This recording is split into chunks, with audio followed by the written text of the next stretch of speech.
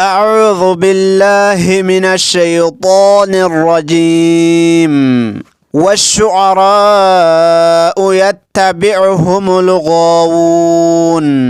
والشعراء واللفتوتا يتبعهم إسان جل ديما الغاوون والرجالة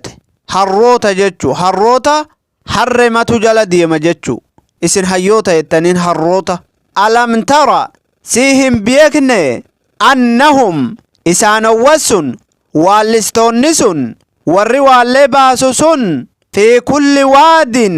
لقهن دكيسة يهيمون شينني وأنهم يقولون إسان نجد أني هم بيكني ما لا يفعلون وان هندلقن توقو جتشو أفان إسانيتين جدن جتشو وان هندلقن إلا الذين آمنوا ور أمن ملي وعملوا الصالحات ور دلقة ملي دلقوا وانقاري وذكروا الله كثيرا كان الله يادة ملي يادنا هدو وانتصروا من بعد ما ظلموا ور هلوبة ملي إيغميد أمني أمتي كفارا يو sirba isaaniitiin muslimtoota arrabsan eegas immoo muslimtoonni naashidaa dibbeen qabneen walaloo dibbeen qabneen yoo ofirraa deebisan rakkoon qabu jechuu kan akka ahbaashii dibbee odootti hin godhin akka suufiyyaa fi ahbaash odoo dibbeetti hin godhin jechuu warri akkasii sun asi keessan galan jechuu wasayaclamu alladhiina zalamuu wasayaclamu wiliidha ganaadha beekuuf ta'a alladhiina zalamuu isaanowwan lubbuu isaanii miidhan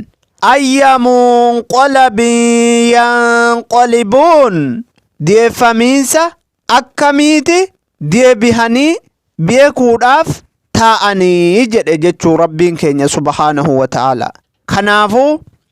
beeknee muuziqaarraa sirbarraa waalleerraa fagaatuu qabnaa jechuu baasuurraahis warra baasu jala deemuu raahis yoo dinne hoo beekuuf teeysanii jedhe kinoo rabbiin deebifamiinsa akkamii gama rabbii deebitanii du'uuf teeysa jechuu kan har'a sirbitu.